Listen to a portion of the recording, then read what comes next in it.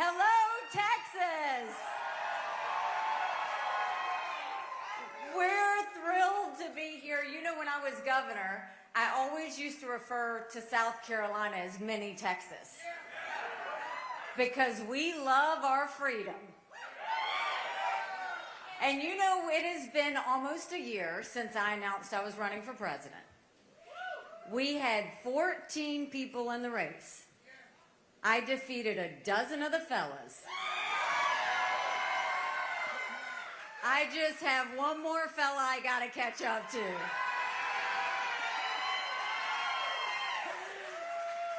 You know, you look at where we are.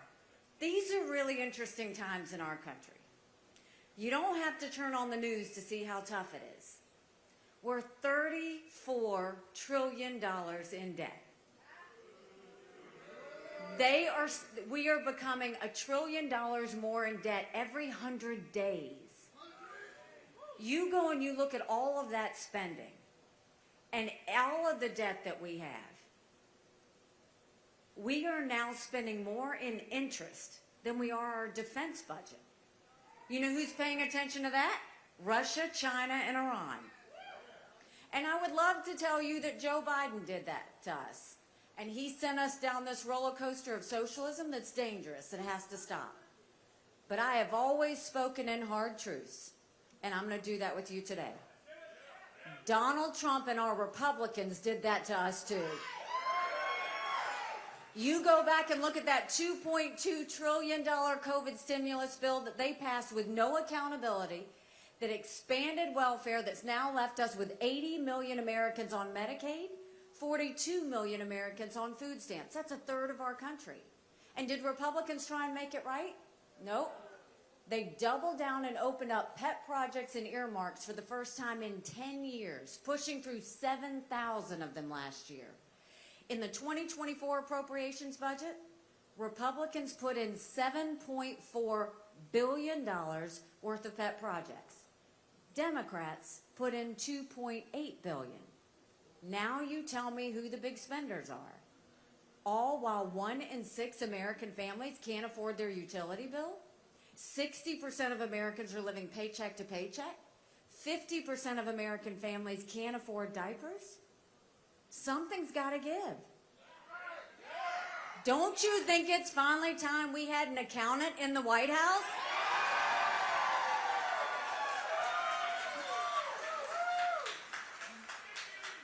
So this is what this accountant would do. We'd start by clawing back the $100 billion of unspent COVID dollars that are still sitting out there. Instead of 87,000 IRS agents going after middle America, they should go after the hundreds of billions of dollars of COVID fraud. 1 out of every $7 was spent fraudulently. If 8% of our budget is interest, quit borrowing. Cut up the credit cards. You have to balance a budget every day. I had to balance a budget as governor. Why is Congress the only group that refuses to balance a budget? We'll stop the spending, we'll stop the borrowing, we'll eliminate the pet projects, and I will veto any spending bill that doesn't take us back to pre-COVID levels.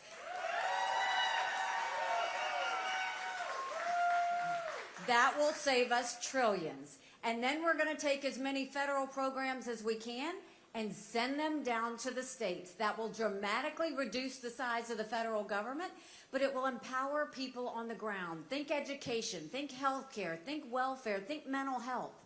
If we cut the strings and send that down so that the people can have access to those resources, I would much rather that than Washington bureaucrats making those decisions. And then we're watching the rich get richer and the poor get poorer. We need to open up the middle class. That's why we want to cut taxes on the middle class and simplify the brackets. We want to eliminate the federal gas and diesel tax in this country. And we want to make sure we make small business tax cuts permanent. Small businesses are the heartbeat of our economy. We need to start acting like it. And we will make our energy sector energy dominant. We will open it all up. That's how we'll take care of our economy. But you know, speaking of Congress, they have one job, just one job, and that's to give us a budget on time. Well, don't turn on the news because they failed at it again. Do you know Congress has only given us a budget on time 4 times in 40 years? 4 times in 40 years. You know what I say about that? When I'm president, you don't give us a budget on time, you don't get paid, period.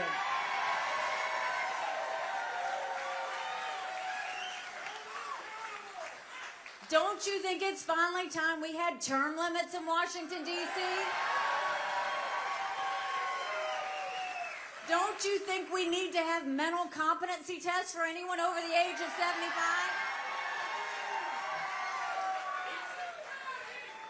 And let me say this.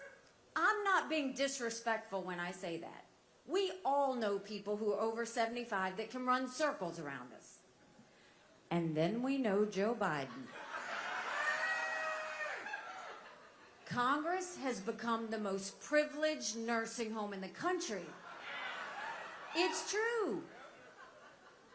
These are people making decisions on our national security. These are people making decisions on the future of our economy. We need to know they're at the top of their game. It's not anything to play with. And then, let's talk about the border. I can't believe this is happening in the United States of America. 9 million illegal immigrants have come to that border. We had more fentanyl cross the border last year that would kill every single American. #1 cause of death for adults 18 to 45, fentanyl. And don't think for a second China doesn't know what they're doing when they send it over. Now, when I was governor of South Carolina, we passed the toughest illegal immigration law in the country. President Obama sued us over it, and we won. I want to take what we did in South Carolina and go national with it. We want a national E-Verify where every business has to prove that the people they hire are in this country legally. We need to defund sanctuary cities once and for all.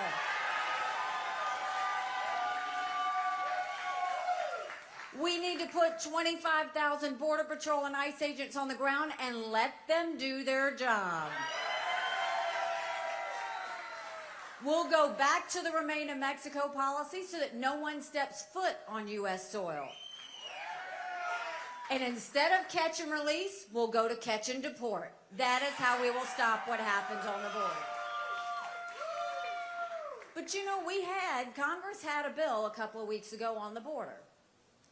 And if you look at that bill, the good part of the bill was it strengthened asylum laws. We have to do that. 3 million illegal immigrants came in under Trump because our asylum laws weren't strong enough. So we have to do that. The weak part about the bill, it didn't have Remain in Mexico, and we have to have that. And it had a 5,000 person threshold. We can't even have a 1-person threshold. But the part that you should be upset with is what Congress should have done was gone into a room and not come out until they have a strong border bill to help us. But Donald Trump went and told them not to pass anything until after November because it would hurt him in the general election. We can't wait one more day to secure that border. We've got to secure it now. You look at what Governor Abbott's doing. He's doing everything he's supposed to do to protect the people of Texas. But Congress needs to get in a room, figure it out, and pass a strong border bill, and Donald Trump needs to stay out of it. We can't wait.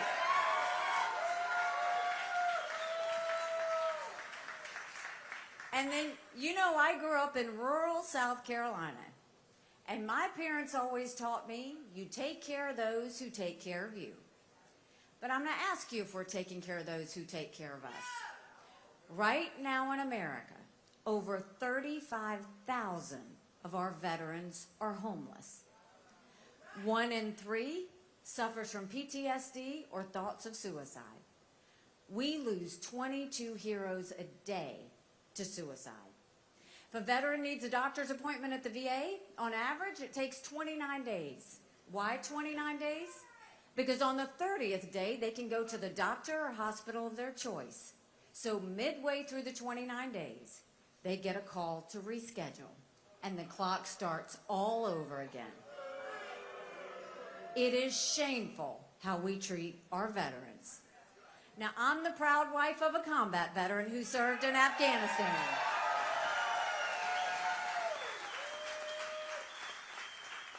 And when Michael came home to us, that was a lot of prayers answered.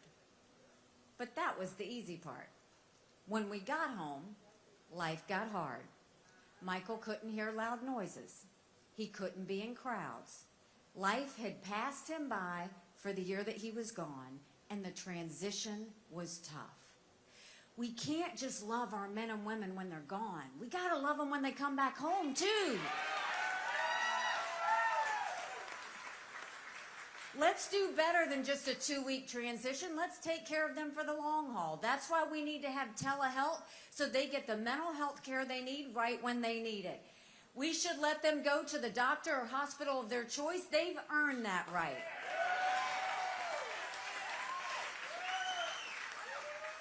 And I think the best way we take care of VA health care, I think every member of Congress should have to get their health care from the VA, and you watch how fast that gets fixed.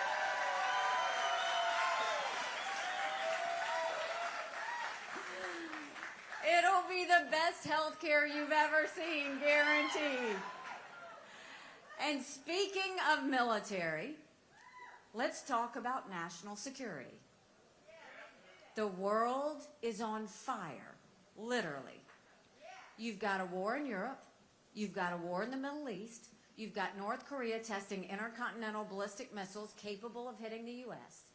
You've got China doing cyber attacks on our infrastructure. And now we have Russia blinding satellites so we can't see anything that they're sending or doing. But make no mistake, none of this would have happened had we not had that debacle in Afghanistan. The idea that Michael and his military brothers and sisters who served there had to watch us leave Bagram Air Force Base in the middle of the night without telling our allies who stood shoulder to shoulder with us for decades because we asked them to be there. Think about what that said to our friends. More importantly, think about what that said to our enemies. Now is the time we have to have a leader who has moral clarity.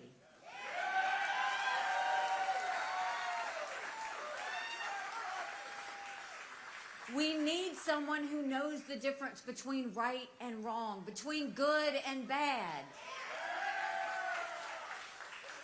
And you look 2 weeks ago, and Donald Trump said that he would encourage Putin to invade our allies. Now think about that for a second. Donald Trump's willing to side with a thug where 500,000 people have been wounded or killed because Putin invaded Ukraine. Donald Trump's willing to side with a dictator who kills his political opponents. Donald Trump's willing to side with a tyrant who arrests American journalists and holds them hostage. Donald Trump wants to side with a madman who's made no bones about the fact that he wants to destroy America. And you're going to side with him over our allies who stood with us after 9/11? America can never be so arrogant to think we don't need friends. We need a lot of friends. Now, I will be the first one to tell you, I don't think we should give cash to any country, friend or enemy, because you can't follow it and you can't hold it accountable. But when it comes to our focus, it should always be, how do we prevent war? So number one mission, how do we prevent war? And so when you go and you hear Putin say, once he takes Ukraine, Poland and the Baltics are next, those are NATO countries. That immediately puts America at war. We're trying to prevent war. The focus should always be to prevent war. And so when you have a president, you can't do what Joe Biden is by putting your head in the sand.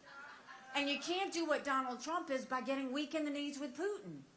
You have to do what I did at the United Nations, which is I told countries what America was for and what America was against. I didn't care if they didn't like me, but we wanted them to respect America.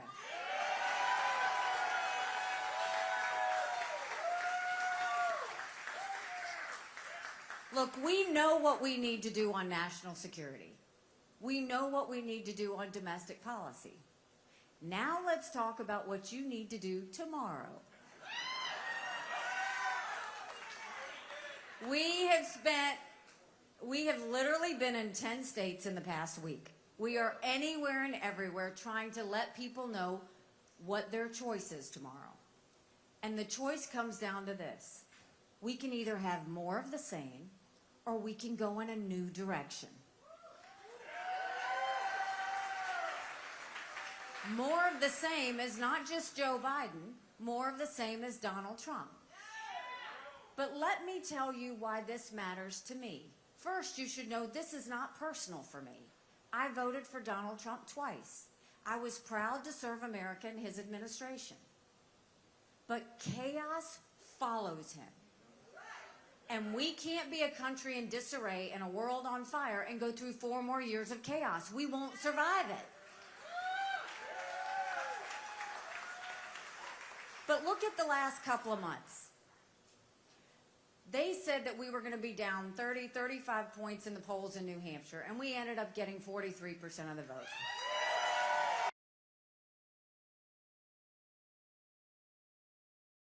Election night.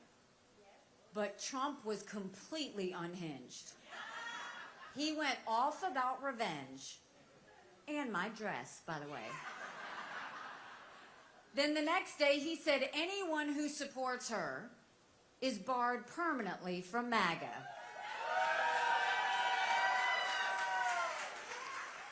The problem with that is, if you're running for president, your job is to bring people in, not push people out of your club.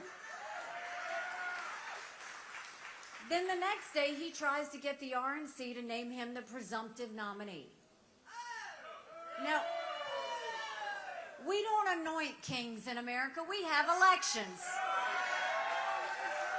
And Texans deserve the right to be able to vote.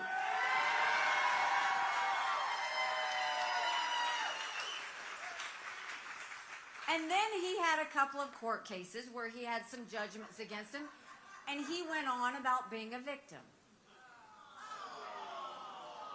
Now, the problem I have with whether it was the night of New Hampshire or whether it was after these court cases, at no point did he ever talk about the American people. At no point did he talk about the fact that we're $34 trillion in debt.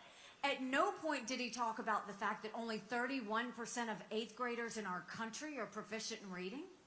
At no point did he talk about the fact that he stopped us from getting a congressional strong border bill.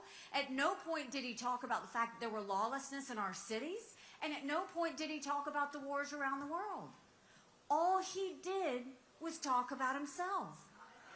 And that's the problem. This isn't about him. This is about the American people.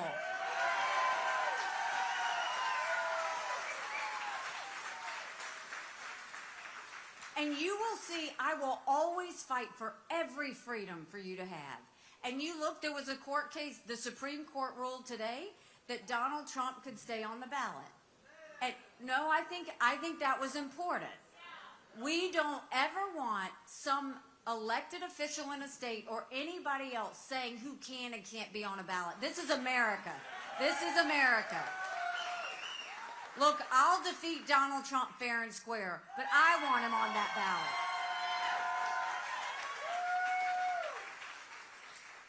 But this is also about the fact that what's happening in America.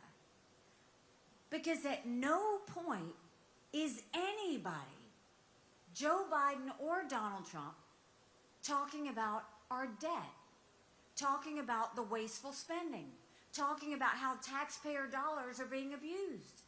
But Donald Trump's not going to, because he put us $8 trillion in debt in just 4 years. Now, he loves to say that was about COVID. That was less than 20%. And what happened? I think we need to shrink the size of government. He grew the size of government. I think we need to clean out our agencies. He added to them. I think we need to make sure that we have more ability to have people on the ground get those resources than Washington, D.C., and he allowed D.C. to continue on. But more than that, we have to talk about this debt. Because that's national security, when we are losing the value of a dollar, when it is shrinking because we're not spending. And what are Republicans doing? They're following Donald Trump's lead. That's why they opened up the pet projects and the earmarks. That's why they continue to spend. And then what else are we seeing? You're seeing the fact that in national security, it was always peace through strength. It was always that we need more friends because our alliances intimidated the enemy. And now you see Donald Trump's walking back from that. There is nothing worse than America alone. Because if you have America alone, when we need something, they are not going to be there for us. And we can never be so arrogant to think we won't need friends, because we will. And we need to focus on what it takes to get America back on track. America is so distracted right now. And when America's distracted, the world is less safe. And that's playing out. But even look at the Republican Party. As those principles are changing and going with Donald Trump, so is the party structure. The RNC was always about winning seats up and down the ticket. And now, before the primary is over, Donald Trump is putting his daughter-in-law as the head of it. He's putting his campaign manager to run it. He spent $60 million in campaign contributions on his own personal court cases. And now he's going to make the RNC his own legal slush fund? But also look at the fact, what has happened since he did become president? I was in Michigan. Now, Michigan in 2012, I was there, they were celebrating. They were winning up and down the ticket. They had passed right to work. They really were a beacon. But look at Michigan now. Since Donald Trump became president, they lost the governor's mansion, they lost the state house, they lost the state senate. Then I went to Minnesota, the exact same thing happened. Then I went to Colorado. No Republican has gotten over 45% statewide since Donald Trump became president. Then I went to Virginia, the same thing, and the only reason Glenn Youngkin was able to hold on was because he distanced himself from Donald Trump. We lost in 2018. We lost in 2020. We lost in 2022. But look, 2 weeks ago, Republicans lost the vote on Mayorkas. They lost the vote on Israel. The RNC chair lost her job. And Donald Trump's fingerprints were on all of it. How much more losing do we have to do before we realize maybe Donald Trump is the problem?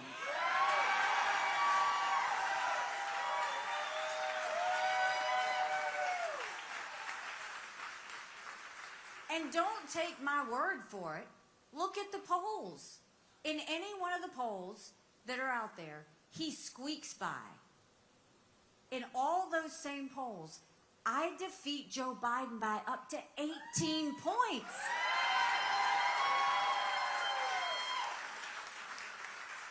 Do you know what that means? That's bigger than the presidency. That's House, that's Senate, that's governorships, that's school boards. That's really getting our country back on track. But you win with that kind of mandate, a double-digit win, you go into D.C. and we stop the wasteful spending and get our economy back on track. That's a mandate to go to our kids with school, get them back reading again, and go back to the basics in education. That's a mandate to secure our borders with no more excuses. That's a mandate for law and order back in our cities, and that's a mandate for a strong America that prevents wars that we can all be proud of. Don't you want that?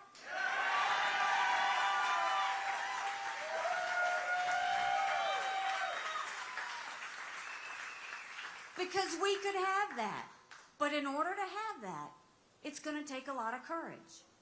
Courage for me to run, and courage for every one of you to know, don't complain about what happens in a general election if you don't play in this primary. It matters. It matters. You know, 8 months ago, I dropped my husband Michael off at 4 a.m. for another year-long deployment. And And I watched him and 230 soldiers pick up their 2 duffel bags of belongings to go to a country they'd never been, all in the name of protecting America. They're willing to sacrifice their lives and their families because they still believe in this amazing experiment that is America. So if they're willing to sacrifice for us there, shouldn't we be willing to fight for America here?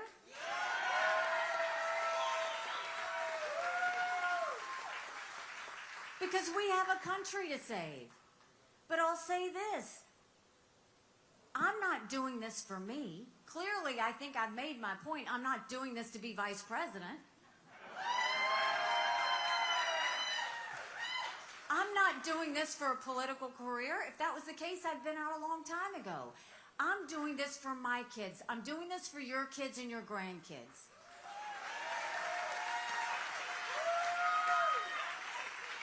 Look at what this younger generation has been through. They went through COVID, which was traumatic by the way it was handled. Then they wonder what this $34 trillion of debt is going to mean to them because they know they're going to be responsible for it. They worry about getting a job. They worry about making ends meet. They don't think they're ever going to be able to afford a home. And they worry about wars around the world. And all of that is under this umbrella in America of anger and division.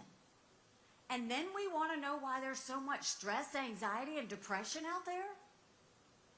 Our kids deserve to know what normal feels like.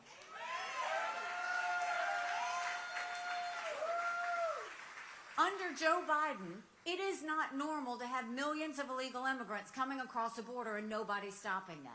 It is not normal to care more about in schools about gender pronouns and whether the kids can read them.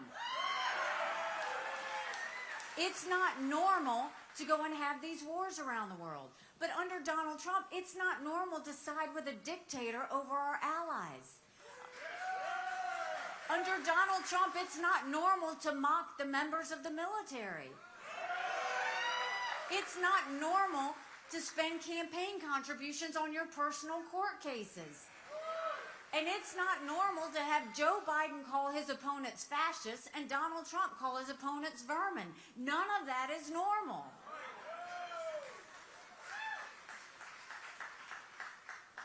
We can do better than 2 80-year-old candidates for president.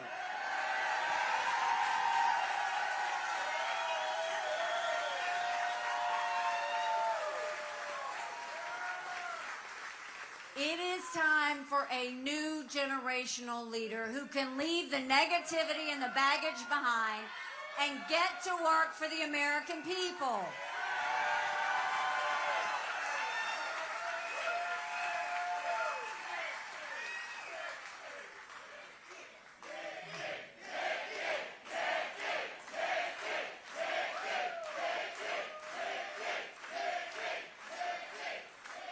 You know, when I first announced, they asked me why I was running. And I said, my parents came here 50 years ago to an America that was strong and proud and full of possibilities. I want them to know that country again. I'm doing this for Michael and his military brothers and sisters. They need to know their sacrifice matters. They need to know that we love our country. I'm doing this for my daughter who just got married, and I saw how hard it was for her and her husband to buy a home. The average home buyer in America now is 49 years old. The American dream is leaving them. And I'm doing this for my son who's a senior in college. And I am tired of watching him write papers of things he doesn't believe in just to get an A. That's not us. That's not America. And for the first time, 81% of Americans don't think their kids are going to live as good of a life as we did. We can't be okay with that. I'm not okay with that. We do have a country to save. But now we get the opportunity to save her. So this is what I need you to do. I need you to go vote. I need you to take 10 people with you. I need you to get a yard sign, and if you're one of those people who can't have a yard sign in your yard, put it in the back of your car. I need you to call, text, email all your friends and family, because you would be amazed at how many people are just general election voters. And I want you to give them a message for me. In a general election, we're given a choice. In a primary, we make our choice. It's time for us to make that choice. Thank you very much, Texas. God bless you. Thank you.